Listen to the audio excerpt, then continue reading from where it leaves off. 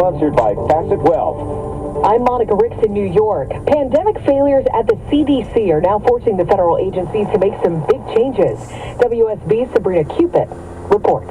The head of the nation's top public health agency, Dr. Rochelle Walensky, is shaking up the organization. In an email to CDC employees, Walensky says, "In our big moment, our performance did not reliably meet expectations. We needed to put out guidance that was fast, that provided data to the American people, and we did not have the capacity. We were not groomed for that moment." The changes will include faster release of scientific findings and easier to understand guidance. Walensky says the reorganization will not mean job losses at the Atlanta-based agency, but it will mean new positions for some. Sabrina Cupid for CBS News, Atlanta. In Georgia, Rudy Giuliani just wrapped up testimony before a grand jury about the 2020 presidential election. Rudy Giuliani didn't attempt to avoid the cameras when he arrived here at the Fulton County Courthouse, but left out of the parking garage without being seen. He spent a total of 6 hours before the special grand jury and is now apparently a target in the investigation.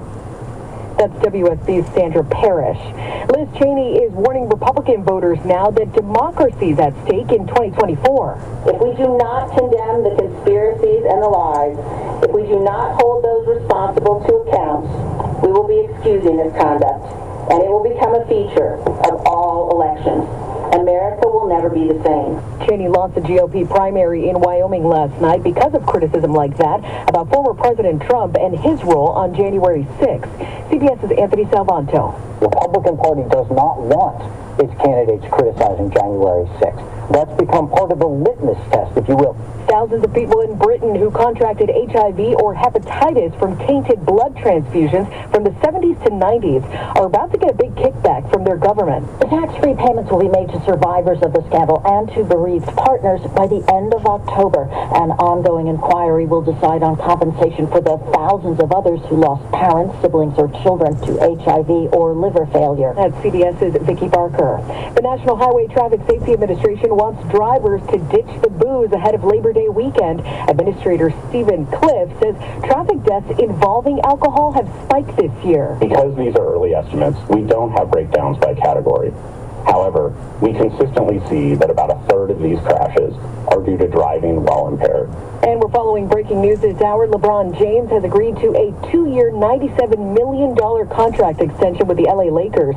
That agreement now makes him the highest earning player in NBA history. This is CBS News. Well, that's today's news. I didn't hear any good news, did you? I didn't think so. I guess it's all about perspective. The glass is half full. Well, as always, I want to thank you again for coming along with me on these Dashcam News adventures. You know the drill. Peace, love, and all that hippie jazz. Bye-bye, everybody.